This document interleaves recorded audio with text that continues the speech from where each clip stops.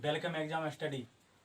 अभी हमने पार्ट 1 में आपको हिस्ट्री से इंट्रोडक्शन करवाए थे। अब हम आपको विश्व विजेता सिकंदर के बारे में पढ़ाते हैं। इसके बाद आपका आता है मौर्य साम्राज्य। मौर्य साम्राज्य को पढ़ने से पहले हम विश्व विजेता सिकंदर के बारे में पढ़ाते हैं। सिकंदर कौन था? यानी कि भारत में आक्रमण करने वाले, प्राचीन भारत में आक्रमण करने वाले प्रथम विदेशी कौन थे? प्राचीन भारत में आक्रमण करने वाले प्रथम विदेशी ईरानी और यूनानी थे। सबसे पहले प्राचीन भारत में विदेशी आक्रमण किसने किया था, तो इसके बारे में जानते हैं। प्राचीन भारत में प्रथम विदेशी आक्रमण ईरान के हकामनी वंश, ईरान में एक वंश था हकामनी, और हकामनी वंश का शासक था साइरस सेकंड। इसने भारत पर आक्रमण किया, लेकिन ये असफल रहा। भारत पर आक्रमण करने में ये असफल रहा। इसके बाद दूसरा आक्रमण डेरियस फर्स्ट ने किया था। ये भारत के इस क्षेत्र को जीत ले गया था, काबुल वाले क्षेत्र को। जो वाला पहले जो पाकिस्तान अफगानिस्तान वाला क्षेत्र है, जो पहले भारत में ही आता था, इस क्षेत्र को ये साइरस सेकंड ने जीत लिया था। लेकिन इसके बाद आगे चलकर प्रथम यूनानी आक्रमण, यानी कि कह सकते हैं भारत पर आक्रमण करने वाला प्रथम दूसरा विदेशी एवं प्रथम यूरोपीय आक्रमण सिकंदर, यानी कि सिकंदर ने किया था। सिकंदर को ही अलेक्जेंडर द ग्रेट के नाम से जानते हैं। इसके बारे में आज हम पढ़ते हैं। सिकंदर यानी कि जो आपका है भारत, पाकिस्तान, अफगानिस्तान, मध्य एशिया और मध्य एशिया के इस साइड, मध्य एशिया के पश्चिम में कह सकते हैं, मध्य एशिया के पश्चिम में एक छोटी सी रियासत थी मकदूनिया। मध्य एशिया के पश्चिम में एक छोटी सी रियासत थी मकदूनिया, और मकदूनिया का शासक था फिलिप, और फिलिप का पुत्र का नाम था सिकंदर।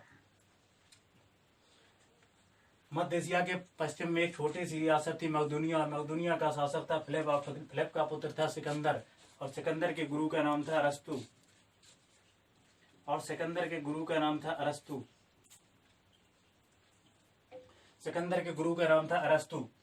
सिकंदर का जन्म 20 जुलाई सन 356 ईसा पूर्व में हुआ था, और यह 336 ईसा पूर्व में गद्दी पर बैठा, यानी कि 20 वर्ष की अवस्था में गद्दी पर बैठा। सिकंदर के बारे में जानते हैं, इसके भारत विजय अभियान के क्रम में जानते हैं। सिकंदर का भारत विजय अभियान का क्रम इस प्रकार रहा।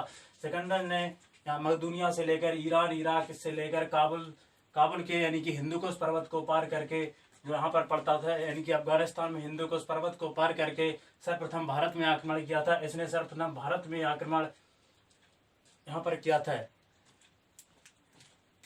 इसने भारत में सर्वप्रथम आक्रमण किया था।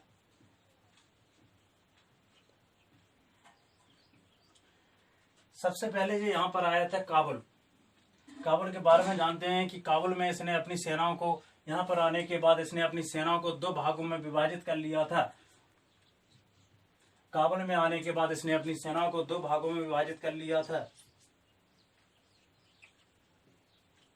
इसने अपनी सेनाओं को यहाँ पर 2 भागों में विभाजित कर लिया था। पहली थल सेना, यानी कि पहली जल सेना और दूसरी थल सेना।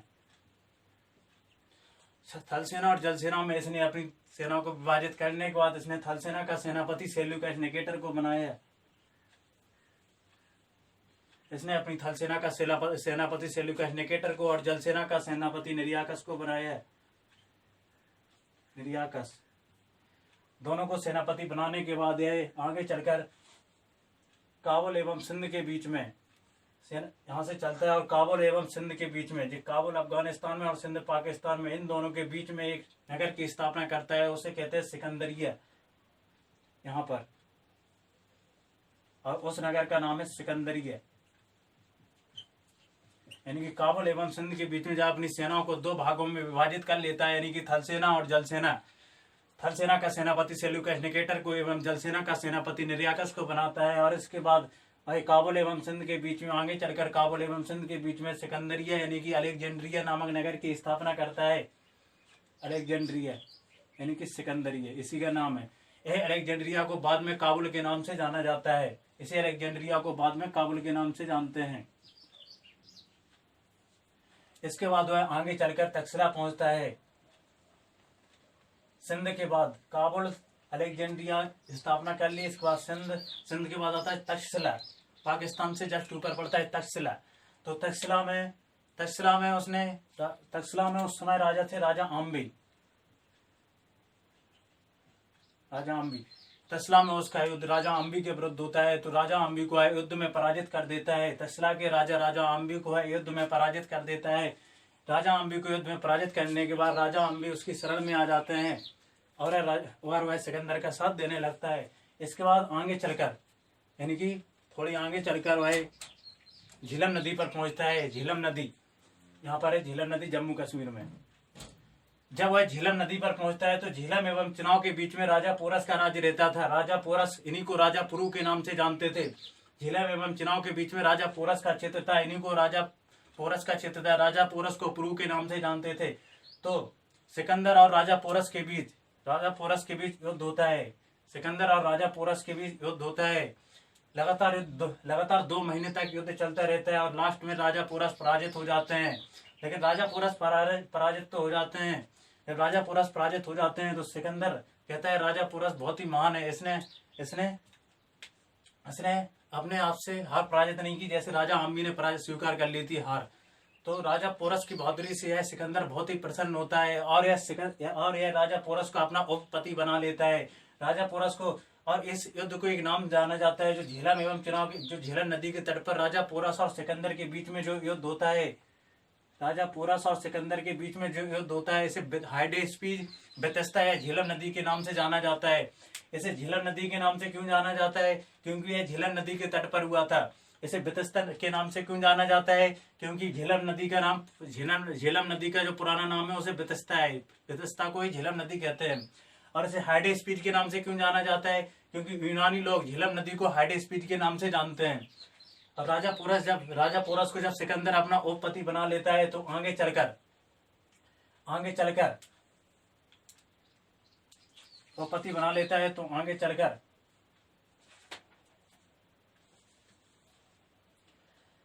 जब झीलम नदी को इसने पार कर लिया, चुनाव नदी को इसने पार कर लिया और इसके बाद ब्यास नदी को पार कर लिया। ब्यास नदी जो है रोहतक दर्रे से निकलती है। जब ब्यास नदी पर पहुंचा, चुनाव नदी के बाद जब यह ब्यास नदी पर पहुंचा, झेलम चुनाव ब्यास, राजा पोरस को पराजित करके, यानी कि राजा पोरस का जो क्षेत्र पड़ता था झेलम एवं चुनाव के बीच में पड़ता था, चुनाव को पार करके जब वह झेलम नदी पर पहुंचने वाला था तो झेलम नदी को सिकंदर की सेना ने पार करने से इनकार कर दिया। सिकंदर की सेना ने झेलम नदी को पार करने से क्यों इनकार कर दिया? पूछा जाता है परीक्षाओं में क्वेश्चन कि सिकंदर की सेना ने किस नदी को पार करने से इनकार कर दिया? तो क्या आंसर है? सिकंदर की सेना ने ब्यास नदी को पार करने से इनकार कर दिया। क्यों इनकार कर दिया था ब्यास नदी को पार करने से? क्योंकि सिकंदर की सेना ने सिकंदर से कहा कि राजा पोरस को हराने में हमें इतना टाइम लगा, 2 महीने का समय लगा। उस समय भारत के पूर्वी भाग में, इस साइड बिहार वाले क्षेत्र में, यानी कि मगध साम्राज्य का शासन था और मगध साम्राज्य का सबसे शक्तिशाली राजा घरानंद का शासन था।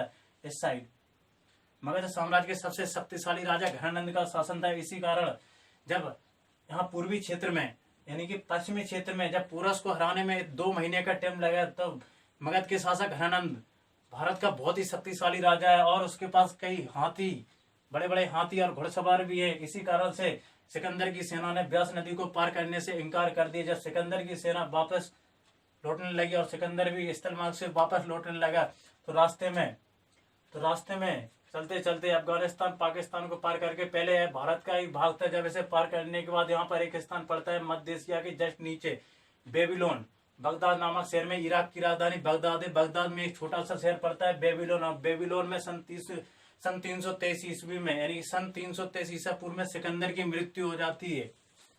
यहाँ से लौटते वक्त बगदाद, यानी कि इराक की राजधानी बगदाद में एक शहर है बेबीलोन। इराक की राजधानी बगदाद में एक शहर है बेबीलोन। और बेबीलोन में 323 ईसा पूर्व में सिकंदर की मृत्यु हो जाती है। और सिकंदर की जब मृत्यु हो जाती है तो कहा जाता है कि सिकंदर ही मात्र ऐसा शासक था, सिकंदर ही एकमात्र ऐसा शासक था जिसकी मृत्यु, जन्म, मृत्यु और अंतिम संस्कार तीनों अलग अलग देश में हुआ था। सिकंदर का जन्म कहाँ पर हुआ था? मकदूनिया में। सिकंदर का जन्म मकदूनिया में हुआ था और सिकंदर की मृत्यु कहाँ पर हुई थी? बेबीलोन में। और सिकंदर का अंतिम संस्कार कहाँ पर हुआ था? अलेक्जेंड्रिया, अफ्रीका में। तो अलेक्जेंड्रिया, एक तो इसने अलेक्जेंड्रिया नाम का खुद नगर बसाया था काबुल एवं सिंध के बीच में, और दूसरा अलेक्जेंड्रिया अफ्रीका में पड़ता है। तो यहीं पर इसका 323 ईस्वी में मृत्यु हो गई थी बेबीलोन में, और उसी साल 323 ईसा पूर्व में इसका अंतिम संस्कार हो गया था। इसे नोट कर लेना, लिख लेना। जो समझ में नहीं आया। एक चीज और बताना भूल गए, ईसा पूर्व और ईसवी। जो ईसा मसीह के जन्म के पहले की घटना होती है उन्हें ईसा पूर्व यानी कि बीसी में लिखते हैं, बिफोर क्राइस्ट। और ईसा मसीह के बाद की घटनाओं को यानी कि प्रथम शताब्दी के बाद की घटनाओं को यानी कि एडी कहते हैं, यानी कि ईसवी। एनो डोमनी इंग्लिश में कहते हैं, उन्हें ईसवी कहते हैं। ईसा मसीह के बाद की घटनाओं को ईसवी और ईसा मसीह के जन्म के पूर्व की घटनाओं को ईसा पूर्व में लिखते हैं, याद रखना। ऐसे लिख लेना, स्क्रीनशॉट ले लेना। एग्जाम स्टडी चैनल को लाइक करें, सब्सक्राइब करें।